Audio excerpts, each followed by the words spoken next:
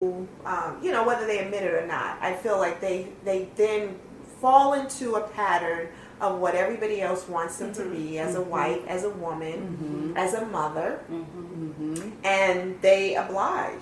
And I think as society, women, we are raised to believe that we're not validated until we're married. Yeah. Yes. It's like, he wanted me, and I got a ring on my finger. Yeah. And then you get into it, and you're like, this is some bullshit. What the hell? Why nobody told me about this? Right?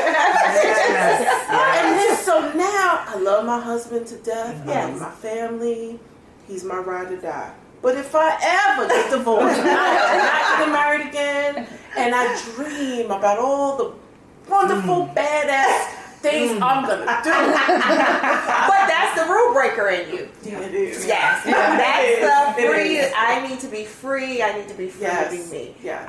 That's a little along my lines. Yeah. Hence LSH. Oh, wow. So tell me about, and I know there are a couple more comments that want to come through, but tell me about how does rule breaker, rule obliger affect your family? Some of you already answered. Does it have an adverse effect on what you're doing at work? Does it affect the family? Diamond talked about how it affected her family life.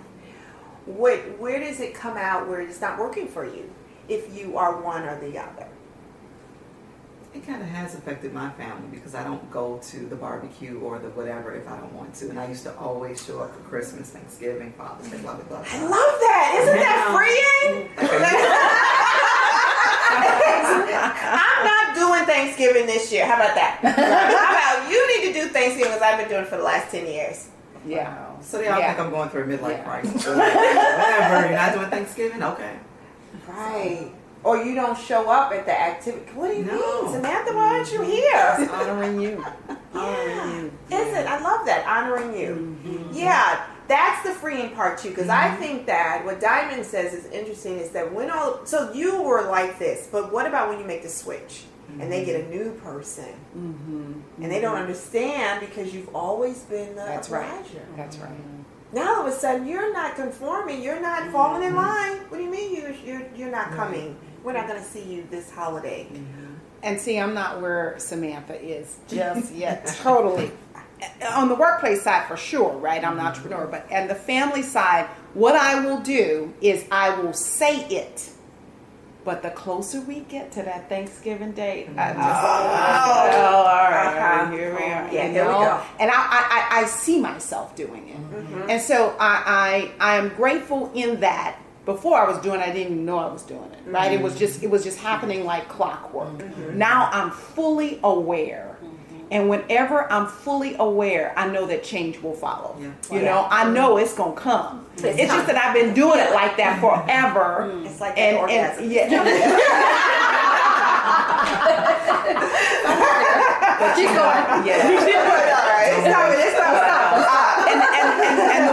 And the words that I use for myself now are, but when you don't do it, you really are dishonoring you. Right? Because the shift in my thinking has always been about them. Right? And how I need to please and do it all. But when I change the discussion back to, okay, leave them, focus on you, because that's what you have control over. Yes. Are you choosing once again to dishonor you? Yeah. And that's how I'm getting myself to make that shift. And it's a preparation. You have to prepare yourself. Yeah. It's not an easy just cut off. I mean, some people can go to cold turkey. I remember, so for me, I think there have been moments, but for me, I remember a moment in particular, a period in my life, where I started to become more of the rule breaker with my family. This family is everything to me. Right. Very important. That's right. And my mother had just passed, and I'm the oldest of my siblings, and I was in New York. I think it was for the funeral, and everything was, whatever they needed, it was yes. My response was always yes. It had always been yes. But then I go through this mini meltdown, breakdown of your circle has ended. You've got to figure life out. And I ended up in the therapist's office on the sofa. And the question he asked was, do you ever say no to your family? I was in my 20s, mid-20s. And it was such a foreign question. I don't think anybody at that point had ever asked me if I'd ever said no. Because my family certainly never asked. And I never asked when I was at work. And I wasn't around mature women, at that point in my life. Even we weren't even discussing this. But have you ever said no to your family? And I looked at him and I said no. It was just such a weird question. And he said, to me, and he said, well, okay, let me explain what's happening. You're like a ship. And you have all of this cargo on. And it's just too much cargo. And what's happening to you is that you're sinking with all this cargo. Because you've never said no. You've never said, and he had gone through, you ever said no? No one? Not ever? Like, no. Right. For any reason. And so he says, so you're sinking, and what's happening to you from a mental standpoint is it's just too much. You're going to have to let some of it go. And so I remember the next time I went back to New York, I would usually get a car. One of my uncles said, hey, can you drive me to so-and-so? And I was always, I got the car, I'm in New York, everybody wants to go. And I always said, yes. And I get back after my last therapy session, and he says, my uncle, he asked, and I looked at him. Because there's a moment you're thinking, like, I'm preparing, right? I'm preparing. I'm practicing, no. No. I was practicing going home. No. Right. How does that sound? What is that? Because I never said no. Right. And I looked at him, and I almost said yes. I said no. And he said, what do you mean no? Right. What do you mean no? Because not only is he my uncle, he's my elder, and that's right. I've That's never a whole said, other thing. I've never said no. Mm-hmm.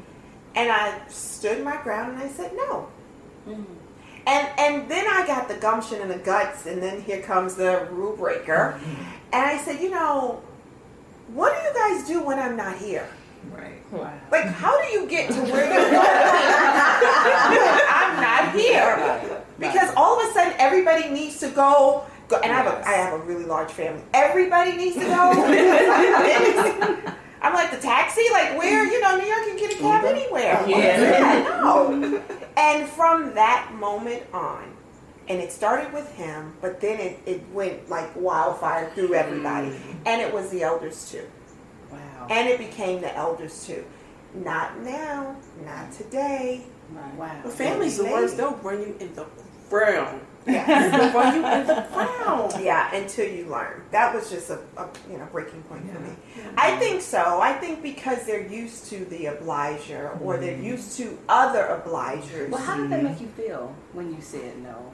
I felt like, yes! Like, you know, I stood up for myself. I honored myself because I really didn't want to do it. Because it's one thing if you ask me to do something and I'm great and I'm good with it. But it's another thing when I really don't want to do it. Right. And it doesn't make sense. Like, really, I thought everybody in my family was waiting until I hit Brooklyn to like load up on these requests to go all these different places. Like in this one car, everybody.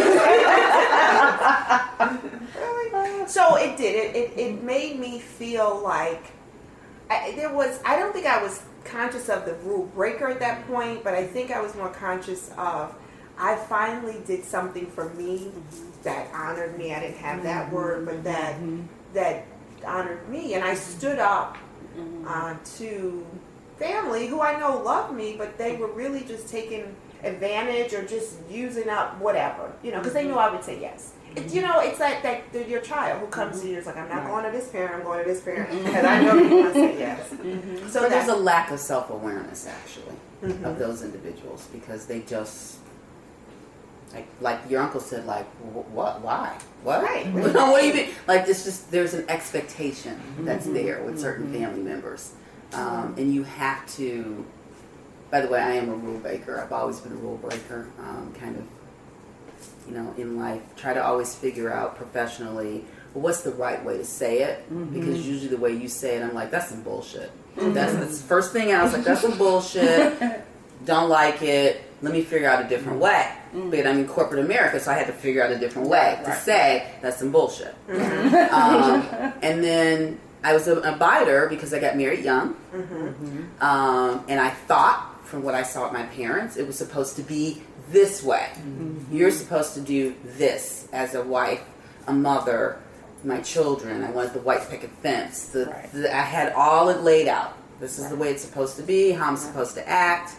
And then he didn't know that was the way it was supposed to be, and I'm supposed to act. And I was like, oh, okay. And then because I had seen some of that negative baggage with my parents, I was like, oh, hell no. Not for me. I'm out. So here I was, divorced, young child. But even before I got married, let me see, I'm trying to think. I got married 3 times. I'm trying to think, is this the first marriage or the second marriage? See how you're breaking all the rules? I broke all the rules. It's like, oh my gosh, divorce. I'm like, I'm out. I am out. I don't give a shit. I'm taking my kid and I'm out. Right. But at one point I told my aunt, my great aunt, bless her soul, who's died, I said, I told her I was getting married, and she's like, but you're so young. I said, well, you know what, the way I look at it is if I get married, if it doesn't work, I have time to do it again. Right, yeah. So I already knew. And I wasn't setting she's like, well, that's the wrong way. I was like, that is my attitude that I'm going into it with. Love them dearly, want to be there forever. However, if it doesn't work, I'll be young enough to remarry. Yeah. And that was my thought process. But at least that you had that, because you had some and it was like, you can't ever get stay forever. I was like, I will not stay forever. I will not be my mother. Love her dearly, but that's not my ear. Yeah. So I was always a rule breaker. Always a rule breaker. I was like, what you mean I can't go? What you mean I can't? What you mean they ain't gonna love me if I have 3 kids?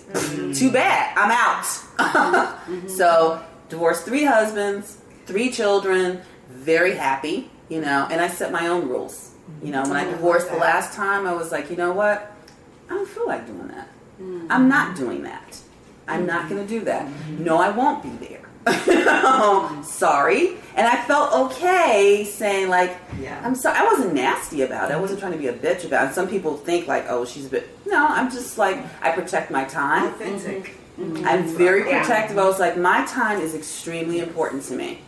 Just as your time is. I'm not going to waste yours. I don't want you to waste mine. So I'm going to be very conscious, very picky about what I do and how I spend my time. Because it's precious. We're not promised tomorrow. Yeah, exactly. So I do the rules based on what I feel, okay, I'll go do this. Or, you know what, I'm tired. I ain't going.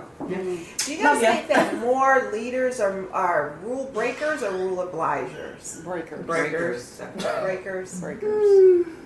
I think it depends on the industry, because I see both. I work in insurance, so I see both. The people that want to go along with the rules and the people that want to break the rules.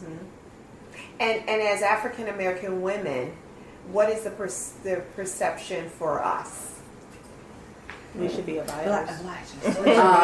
If you break the rules, they're like, oh God, she's up. You can ask her, but she works at the same company, but they probably like, your mother. Because they know that I'm going to be in a meeting. I'll be like, question, or have you thought about, should we consider, and you got that's where I'm going. To the angry black woman. Yes, so it's break like, the rules. There you are. We know that she's going to have So you're not a something to say. trailblazer. We don't get the trailblazer. We don't get the one that's just. I was like, well, I understand, and I will execute, but let's consider this. Yeah.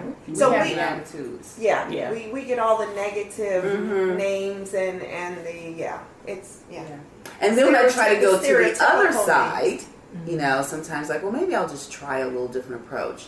Then people are thrown off. They're like, well, Shari, what do you have to say? Yeah, it doesn't work for you, right? They're And that's like, what Diamond was saying. And all of a doesn't sudden work. I try to be on the other side, it doesn't work as much. They're like, I get the I am, so you okay? You were quite, you didn't have anything to say to me. I'm like, well, trying to get But I think that's part of who we are. It's when you shift then you get the questions like, What's wrong with you? Yeah, what's wrong with you? Why you acting like that? You acting funny? No, Yeah. I'm not. I just don't want to. I'm just trying something different. I'm trying That's why you something just speak your mind and just be done with it.